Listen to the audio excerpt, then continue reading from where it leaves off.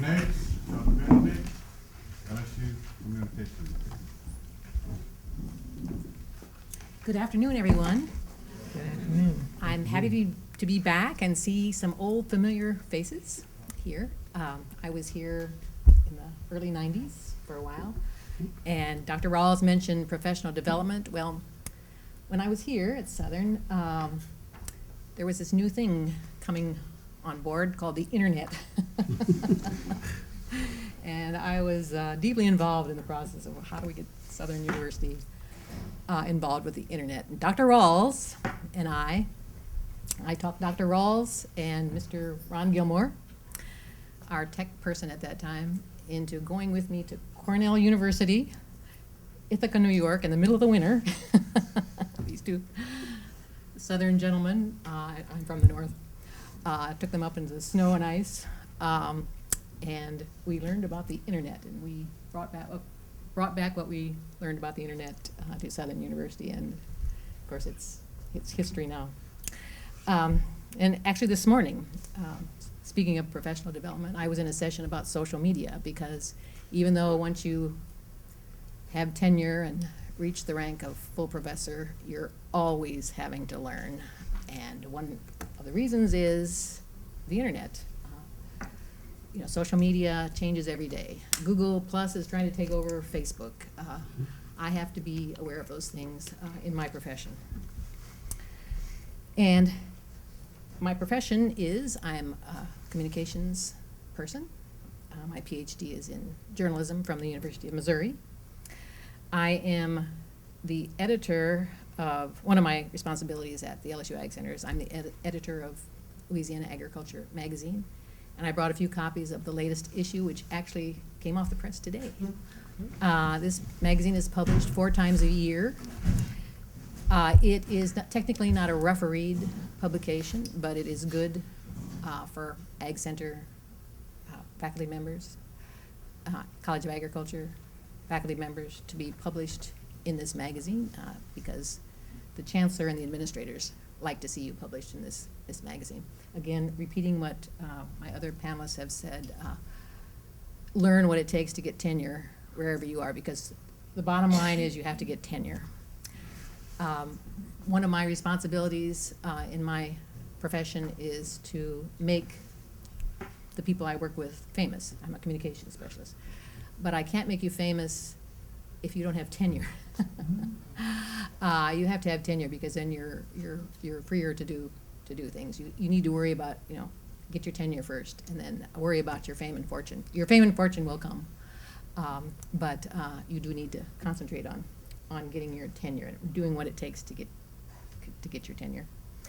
I also have been the editor of a refereed journal, the executive editor of the Journal of Applied Communication. I did that for 3 years. And right now, I'm in my sixth and last year, on the editorial board of the Journal of Extension, which is a refereed publication.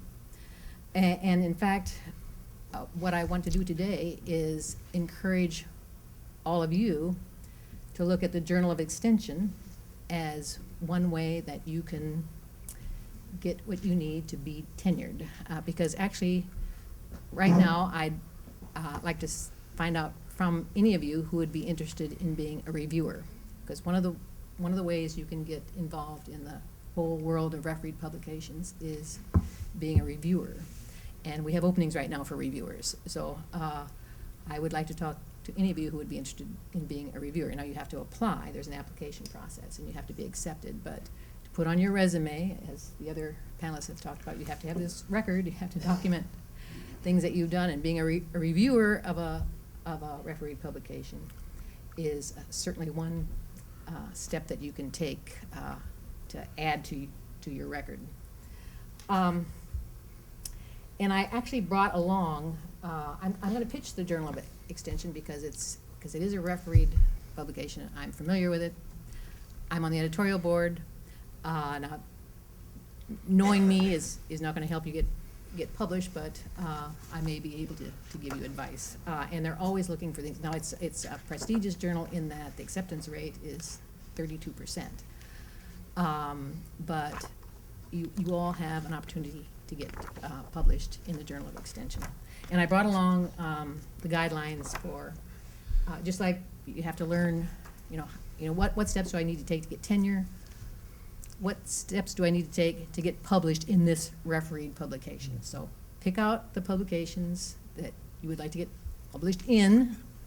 Of course, I'm pushing the Journal of Extension, but read these every publication has a set of guidelines, and they're all different, just like the institutions where you're trying to get tenure are different in what they expect.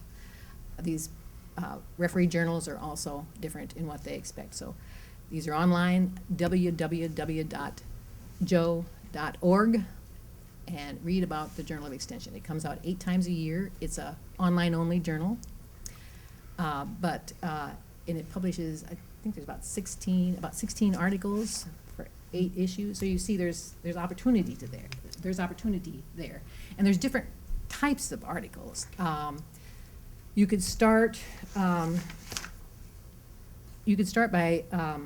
just commenting on a commentary. One of the categories in the Joe, as it's known, the Joe, is the commentaries. And the journal provides a way for you to comment on the commentaries. And I'm sure you all have opinions about things and about the, is everybody kind of connected with Extension? Research Extension. Research and Extension, yeah. Yes. So, what you do is related to what is published in the Journal of Extension, but, just getting your name out there as someone who is an authority on some topic. And that's, of course, the ultimate goal is to be known as an authority. Because, once you have tenure, and once you become known as an authority, then that's when the fame and fortune will come to you, so you can go into your career as an academic entrepreneur and make money. You can make money and be an academician. Another category are the feature articles, and this is where you publish your research. Another category is research in brief, and this is where you pull together more briefly some of the, it doesn't have to be as in-depth as the feature. Another category is idea, and I have all this on this handout, and it's all on the web, but ideas at work. Is there some particular program that you could write an article about and get published in a referee journal? And the last category in this particular journal is called Tools of the Trade. And in the last issue, the December 2012 issue, there was one of the Tools of the Trade articles published was called Viticulture Education via Blogging. Is there some experience that you've had that you could, get published as a tool of the trade? And again, it gets your name out there, you get recognized. You also you can add another page in if you keep a binder like Dr. Mitchell does, this would be another page in your binder, in your binder about getting published in this refereed journal. So anyway, I think I'll stop there and answer any questions that you might have about getting published in refereed journals. Thank you. Okay, next we have the big gorilla walking in the room. Where do he sit? Anywhere you want to. Dr. Brown. Good afternoon. I want to do this quickly because I think that as I look at my clock, we've got about 40 minutes to have a conversation. And all of you have before you a copy of what we proposed for today. And what we wanted to do is spend a minute talking about some critical issues. One is higher education. Higher education is changing, is global.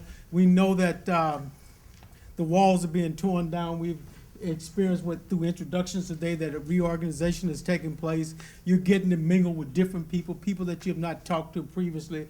They begin to talk about online learning and many people are recreating themselves through distance education, becoming professors, although they're living in Baton Rouge, teaching in Wyoming somewhere. So education is changing, the funding streams are changing. We no longer can rely on federal government through grants and contracts. We can no longer do the work we do through state appropriation. So how do you get started when all the money seems to be falling off? I mean, the money isn't there. So that's a discussion that we need to talk about. We talked about tenure preparation, but really because we have individuals, we invited individuals from Baton Rouge campus and other places, as well as the Ag Center here with us today. And each one of them have their own challenge. Each person has his own challenges about how to be successful. But really is trying to figure out the nuances of where you are and where you want to go. Whether you how many of you already have a mission plan, have a goal, have some idea of what you want to be, or you just want to be famous?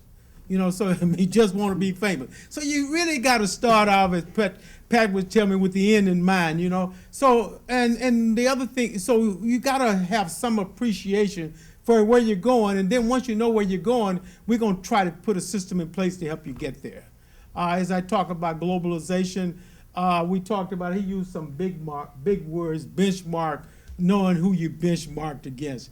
I guess that's like in sports, knowing who your competition is. So if that's true, then you ought to read the tenure rules for Southern. You ought to read the tenure rules for LSU. Find 4 or 5 other colleges that you may have interest in. Read the tenure rules for those, and then build your plan to fit all of them. Because if Southern cut you back, you want to be able to go somewhere. And then, matter of factly, you just might get excited and want to jump on out of here anyway. So you ought to build your rules so that you can go wherever you want to go, but you decide where that be. Too often, and that's what I want to talk a little bit about, culture. We let the culture dictate who we are rather than dictating what the culture ought to be. I'm often told and asked, well, at Southern we really don't value hard work. We don't have really true tenure in the Ag Center. I'm in extension, so why would I be a part of this conversation? I don't plan on, but the reality is that where you are today, you have no clue where you'll be tomorrow, nor do you know where you want to be tomorrow. And so you have to be prepared for wherever life takes you and whatever circumstances come before you, so that if you're in extension and they got rules for extension, learn those rules, but understand that if extension goes away, you might want to be a researcher. Last year this time, I was just moving into research. I was over in finance. 10 years ago, I was in extension. 12 years ago, I was in research and development. I was a troubled child, so I ended up wherever, I was always looking for a safe place to get. Some of y'all are like me, you're troubled people. You need to have alternatives, and you need to build yourself so that you can move from one horizon to the other. And so I want to unravel this and spend some time with you all asking questions with this whole publishing piece. I think that Brother Mitchell put up there, publish, publish, publish. Linda came along and said, publish, publish, publish. Then it's publishing. Is that critically important? How do I write the first sentence? Because that's what I got to do. I got to write something. How do I position myself to write something? And as young professors, as old professors, as people in general, that one of the difficult challenges with is sitting down writing something. Well, let's write something that can get published, because I'm always scribbling. Every piece of paper I got some, but it has no value until I can structure it. And then how you do, in economics we talk about economic exploitation. I think Booker Watley came up with it. Anybody read his book on how to get 20,000 acres on 10 acres of farm, $20,000 on 10 acres? And he said, you take the rabbit, you skin the rabbit, you sell the meat. You do something with the hide and make something out of it. Then you take the feet and you make lucky feet. So you don't leave any stone unturned. What's the moral and what's the value of that in this conversation? If you start out with an article, you do an opinion. I just want to talk about it. You blog it, see if anybody pick it up. If somebody pick it up, you refine it. They say it's stupid, then you quit doing it. Or you figure out a way to do it better. You can't afford to get into rejections. I mean, you know, she sent it to her and she doesn't like it. You ask her, say, why you didn't like it? She said, well, then you tweak it and you try to get back to it. How I did it in my business is that I started out with, we had seminars in the university. Then they had the professional workers, that ag workers thing in Tuskegee. We make a presentation there. Then around mid-spring, they had the Southern Ag Econ meetings. Then if I did okay in Tuskegee, then I try to take the same conversation to the Southern meeting. Then maybe take another year to get it refined so I can get it where? To the national. And then after everybody scrutinized, I do what? I try to publish it. I mean, I don't give up on it. I keep, I don't throw it away. So it's really about making. Bear Bryant talked a little bit about it. He said they were asking him, say, son, what caused you to win so many games? He said, I won the first one. You gotta begin, and oftentimes part of our challenge is how do you begin. So the final point is, as we open this thing up, I think there are a lot of others, is who works with you, who works for you, and who works against you. Many times, Mitchell said it very subtly, is that you go into a new environment, you get caught up in that environment, and then you try to run that environment. And then you figure out the person you lined up with really wasn't winning and wasn't headed anywhere academically.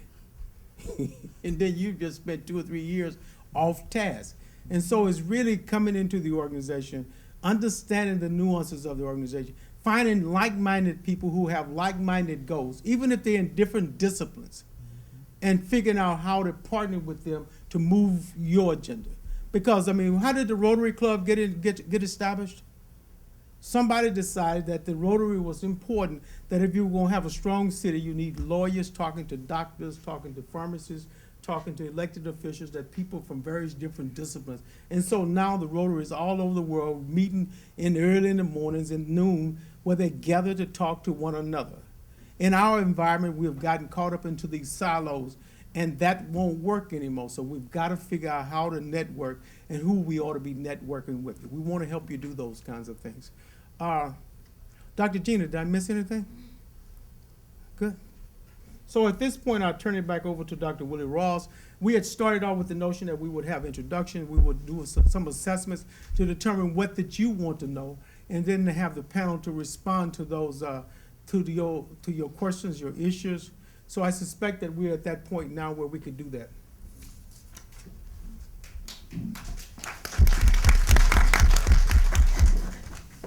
Thank you very much, Dr. Brown. Thanks to the panel members for the good information that you provided to us.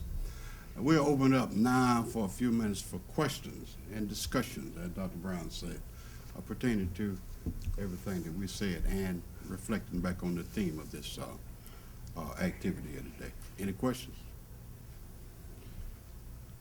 Andre. Just to not only for you, Dr. Ross, but everyone else on the panel, one of the points that was brought up was selecting a mentor. This is not always an easy thing to do, given that people are busy. So as it relates to your colleagues, some of them are really busy, administration, some of them are super busy. So how do you select a colleague and engage in them to really assist you? Repeat the question. Okay. You want me to answer? Repeat the question. Let me just give you my experience. Repeat the question. Repeat the question. For the mic. The question is, in essence, how do you go about selecting a mentor? He indicated that most of these people are busy and that kind of thing within the arena, but how do you go about selecting them and getting out of that person what you want out? Is that sort of nail your question down? My comment about that, selecting a mentor, it's not easy, but you have to adopt the philosophy that everybody is your friend. So you know what you are after, and you have to round these people up and talk to them in a lot of instances in unusual places. I like to play cards. I might go over to Mayberry House And we'll sit with 3 or 4 people and play cards, and in the midst of that, we begin to talk research or teaching or that kind of thing. You move to the next person, might be Philip Brown, you do the same thing. Mayberry or Philip Brown might say, hey, come on, let's go to Montgomery. I need to meet with these people here. You ride with them, and you begin to identify with these people, and believe it or not, they will take time out of their schedules and visit with you and help you and direct you. I'd like to respond to that. And what is your name? Andre. How to find a mentor. That would be a great topic for an article for Journal of Extension. So I would like you to do research on that. Find out from authorities about how you do that. Do some research on mentoring and pull that together. That might even be at the highest level. That might even be a research article or a research and brief. So go to www.joe.org, read the guidelines, and get yourself published right away and learn something while you're at it. Andre, as she talked about that, let me remind you that part of this is the research. So somebody else got an answer, because I'm going to publish it up here. But then we're going to do economic exploitation. We're going to publish it over there as well. So ADL going to get 2 publications this year.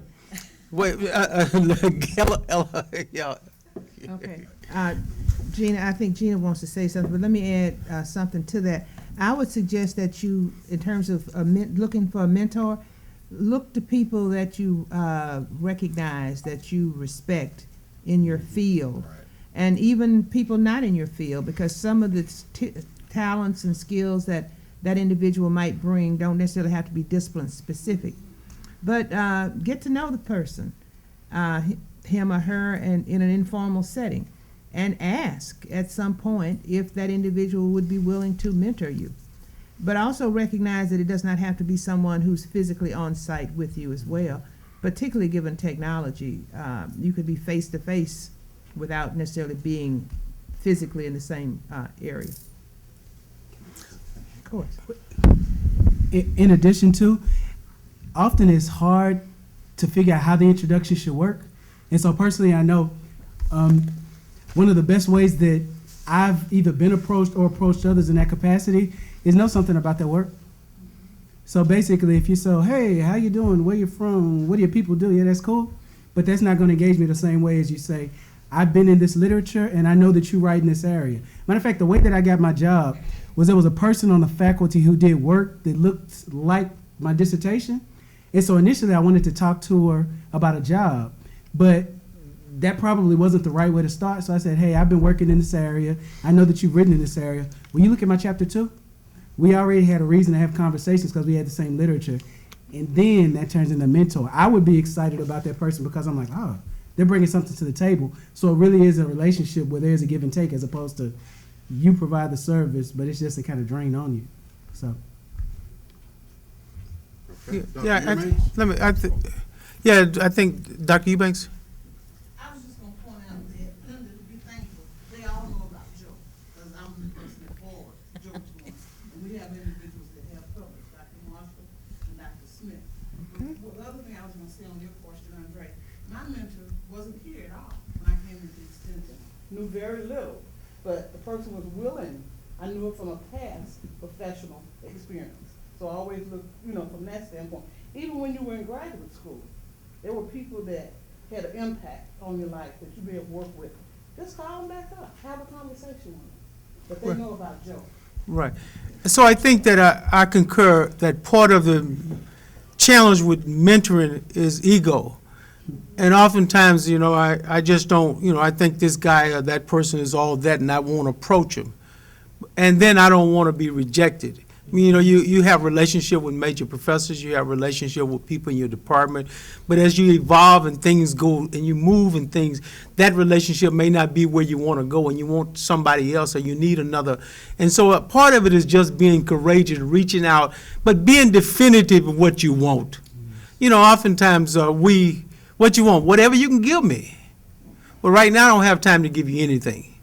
But if you're clear about where you want to go and what you requested, I think, and understand that connectivity between what you want and what they can provide, and succinctly be able to talk about that, I think it goes a long ways in the process. And you can have more than one. Yeah. I did. You know, sometimes you think just one mentor, but you could have more than one. Because they can meet different needs, like Dr. Brown was saying, that's there. Any other questions? So talk to me about, There's another hand up there, Adele. I see you. It's a hand. Stand and introduce yourself and shoot. I'm Dr. Sharia Lane Mackey. I'm actually SUBR faculty, not Accenture. And I'm a bit hesitant to ask my question or to make my statements because my concerns are not quite, it seems that everyone has had these glowing, positive experiences. And let me preface by saying I am a tenure-track assistant professor, that I am also an interim program leader. I am the only professor in my program, which is the largest program within my college. And I am struggling, but I'm getting it done. I am the person that has never said what can't be done. And I respect when you said that when it needs to be done, you work, you do the things that have to happen to keep things moving. My question is, in my experience as a junior professor, I've been disrespected, I've been cursed by chairs, I've been a lot of different things.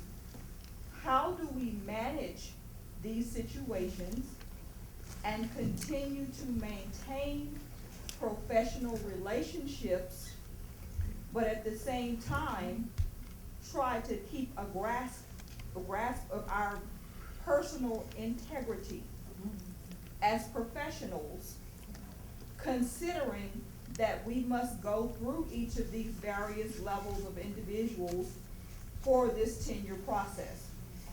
I think that's as diplomatic as I can express it. Can I speak to that? I have a strong opinion about that. The first year that I got in my position, there were 3 people in the department, 1 senior and 1 junior, and both of them left within 2 years. And there were basically about 25 doctoral students, and we were starting a master's program. So I understand exactly what you're saying. The first thing that I did was I started documenting. And typically documenting in other positions outside of academia may be documenting the grievances, but that's not what I'm talking about. I'm talking about documenting what I was doing. So basically what I did is I set up a meeting with my department chair and with my dean, and I said, let me show you what I'm doing. I didn't complain about what I didn't have, but I said, with these limited resources, this is what I'm producing. Every committee that I sat on, I showed them I'm sitting on this committee. And then ultimately, by the time this was out, now typically, I mean, you know how we're in the era of accreditation and assessment, and unfortunately, faculty are asked to do things that we're not trained to do as far as assessment. But I learned how to assess a good program in my area, and I basically produced this report. That's not what I should have been spending my time doing as a junior professor, and I was frustrated that I was put in a position to do that. But this is a political process, and the last thing that any institution wants to see is somebody that's always complaining. Okay? So the other thing that I've seen junior faculty do that are in battle is they disappear. You can't afford to disappear. Pick your strategic times. And I mean, it's the silliest thing in the world, but it's what your mama taught you when you were young. When you need to find a way where you get your cup of coffee, or for whatever reason, you pass by your department chair's office on a regular basis. You don't have time to talk. You don't have time to play. Hey, how you doing this morning? I'll get my coffee. I want you to see me. Okay, you've seen me. You pick your office hours. I'm an insomniac, and something about this profession makes you an insomniac. Brother Tillman can attest to this. So basically, I'm up most mornings at 6 o'clock, whether I want to or not. I write at 6 o'clock. From 6 o'clock to about 10 o'clock, I don't write at my office because I can't get work done in my office. Dr. Brown sees me in sweatpants, basically at CC's Community Coffee more anywhere. Matter of fact, he probably thought that I was a gym person or something because I wear sweatpants all the time. So basically, 6 a.m. to 10, I'm doing my work, my personal time to do my work. 11 o'clock, I roll into the office. My door is open. Colleagues see me, students see me. The colleagues that frustrate me, I don't have time to be frustrated with them, but I don't have time to be tacky with them either. It's a political process. How you doing? Oh man, you look great today. I hope life is good for you. We don't talk shop. We talk, we keep it moving, okay? My students that are coming in, My strong students are the students that I engage about ideas, but they get so much time. Okay, so they get my time. The office gets my time from 11 o'clock to 2 o'clock. Now, here's what's unfair. After my best part of my brain has been used at 6 a.m., they get my social time.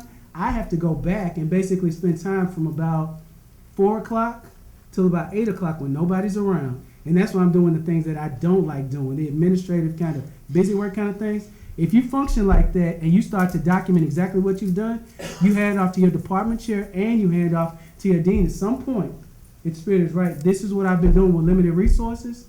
Document it, let them know. You don't have the option now to be in battle and to kind of step back. This is when you have to put your best foot forward, because this is the time. When that story gets told, by the time tenure shows up, that you were a good colleague and you were able to work with these people, you're able to work with those people, you did this and that, in addition to having your work done, it's hard to make a case against you. But the last thing you want to do is develop this relationship like, oh, they're treating me bad, oh, this place, and this kind of sunken thing. And the thing about unprofessional behavior or unethical behavior, it's a political process. That's not your business. Because somebody else is acting a fool doesn't give you the right to act a fool, because you're managing your image. Keep it classy. Keep it classy, and at times I'd even say not just classy, but almost plasticky. You're not where I find my space. You're not where I find my energy. You're not my balance. You're my job.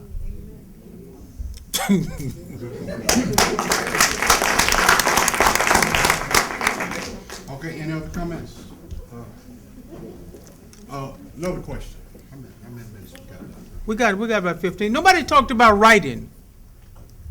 I mean, everybody's published as much as you want to publish. Anybody got? Say something about writing and teaching as part of this whole process.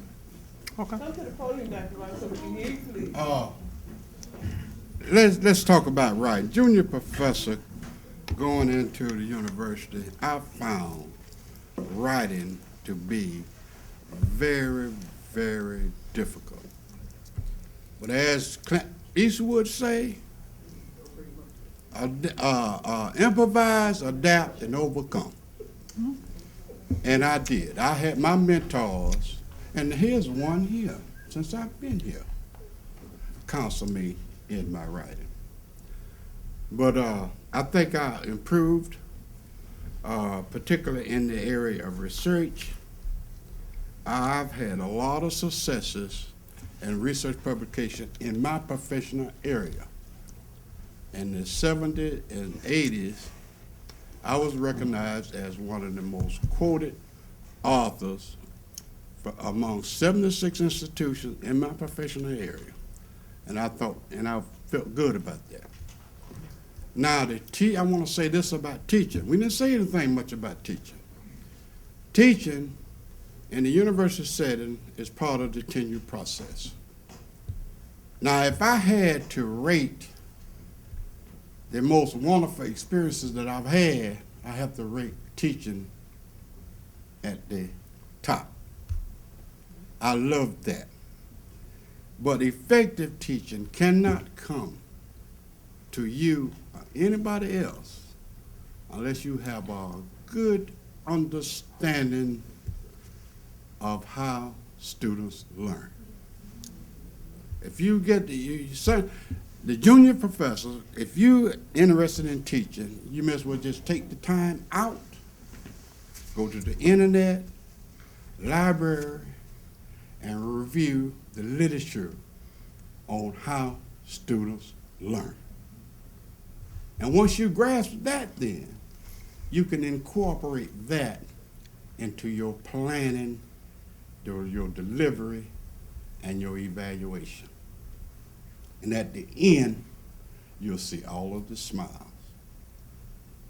They would thank you for that.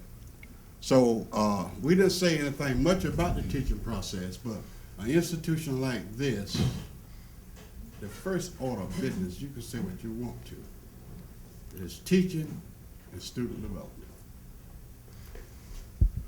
As we, I suspect we may be getting close to the That end. was something I did want to Yeah, add. okay, Onto that question about the writing. yeah. And I would urge those of you who have not started that or who may have not gotten to where you want to go, is to look to collaborations with others across disciplines and across institutions, particularly back to perhaps your major professors. You need to perhaps be part of a group And it's very difficult to do that on your own, particularly in the sciences. I know what was helpful to me was, there were always opportunities in the sciences for summer internships, even for faculty, that could lead to some of those collaborations where you would then come back to your home institution, follow up on the research, and continue to work with those other individuals at other places. I'm assuming that same opportunity is available in the agricultural sciences. So look to those avenues. As you talk to people who want to be your mentors, ask again. You've been told to ask for what you want. Ask about collaboration on writing projects. You might not be first author, you may be somewhere in the list further down, but at least that'll get you started. And that's a way to get involved with writing as well as the research part. Very good. Same point I wanted to make is that we had a conversation this morning with the speaker, and he talked a lot about holding each other accountable. And part of it is building a team and holding the team accountable. So if you're gonna meet every Tuesday, you can't have someone because some people like Mitchell, they can work by themselves over in the corner. Some of us need some encouragement, and we need somebody to help hold us accountable so that every Tuesday I come to our meeting, I bring a product. And if they don't bring a product, you ought to kick them off your team. And if they continue to meet their benchmarks, then I think that you'll find yourself being successful. And so part of it is really thinking really thoughtful about selecting a team, being intentional about what you do. Things don't just happen. If there's a challenge with trying to get published, and you know that's what it is, you must begin to be intentional about doing it and how you're going to do it, who can help you do it. Be aggressive to identify those persons who will be a part of your team. If the statisticians and the statistical methods and processes are challenging, then let's work with that piece to make certain we get that piece together. Whatever the components of it that creates the greatest challenge, identify those and let somebody know, particularly Willie Rawls. Let him know, whomever.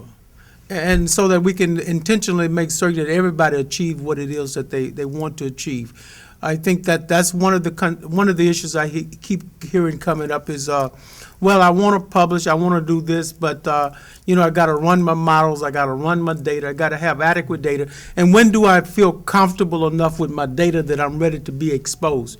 Because much of what happens to a lot of us is that we don't want the exposure. We don't want to be told no, and Linda, unfortunately you have to tell people not now. There's a whole lot of them. Yeah, shop it somewhere else. But that exposure is what we have to come to grips with in this competitive environment, and we want to help minimize that to the degree we can't minimize the exposure, but we can help with the preparation to ensure that you're ready for that when time comes. Questions, comments? At the top, Pat. I just want to make a comment about writing. One will never be able to master that approach unless one reads. And I find that even with my students, sometimes you think you have such a great idea, and when you start turning over the literature, you realize that work has already been done. But in the process of searching, something pops into your head that you never thought about. And so that is one thing you have. In order to write a book, you have to turn over a library. And most people don't want to do that legwork. And also, writing is a process. I take students, you want a one-page letter recommendation, it takes me 3 hours to write it because, my name is going out there. So it's a process. And the first write is not going to be necessarily the one that you end up with. And so it's a long, tedious process. But if you come there with a great amount of passion, drive, and determination, then it eventually pays fruits, but don't expect it's going to be within the first week of the activity. And then as a follow-up on that mentoring business, sometimes you look at someone who's successful, you say great mentor, without realizing that person needs mentors too. Okay. And my biggest mentors have been books. Like the speaker this morning talking about John Maxwell, I think I've read every one of his books. Because there are days when that's what you have to pick up a book. There's no human being who has any time to bother with you and your problems, especially if they've been hearing it over and over. So we have to be willing to take that personal responsibility. And when you have that clear-cut goal and know where you're going, you say, well, I can't find a human being, but let me throw a book under my arm. So just wanted to put my 2 pence worth into the whole mix. Okay. Any other questions, comments? I haven't heard very much about focus. Focus and effort. Any Can I say one thing about that? comments? Just really quickly. As far as the focus and effort that it takes to get an article published, one of the things, the best advice I ever got about that is, you get it together, it's ready to go, you send it out, you get a rejection, don't spend any time with it. Read whatever it is they have to say, but take that exact same article, put it in the mail, send it to the next journal. Start at the very top tier, and then ultimately what ends up happening is, if it gets rejected by both, you still have 2 sets of really, really good feedback to be able to work on it. Take the feedback from both journals, and then basically make the whatever additions, edits need to be made, and be ready to send it right back out. But if you put enough effort in it, then typically you can get things published. It's just understanding exactly the journals that you want to be published in. See the other people that have been published there and the topics that they tend to take up. Look at the style, look at the questions that they ask, and look at the literature that they typically draw from within those journals. And it's all about focus. If you really to put the time into it and the work into it, any article can get accepted. There's a home for every article if you'll do the legwork. But it takes focus. You gotta zero in on it. The same thing about your research program. You've got to focus. Now, when you out of graduate school, you feel like you can do some of everything. You can't do it. You got to refine your research and let that be part of your career objective. And I think you'll be better off than trying to go with a big hunk of your discipline area.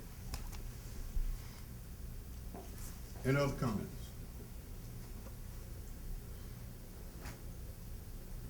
Okay, that's about it. Let's give our guests an applause. Dr. Renita Marshall has a comment. What is it? I was gonna ask if there were any last comments that anyone from the panel wanted to make before we dismiss. That was one thing I did want to suggest, especially since the overall topic is charting your path through academics, that you take some assessment along your path to see if you're reaching those goals that you had set for yourself, and see where you might need to make some adjustments. You know, we talk about 5-year plans and 10-year plans, but periodically along that path, are you achieving what you set out to achieve? If so, do you need to make a turn here or there? And you should do that periodically, because you may decide you don't like the path you're on, and you should always give yourself enough time to realign yourself with respect to that. Linda? Last comments? Oh. Dr. Benedict. Oh, I heard Dr. Brown? Okay, thank you very much. Thank you.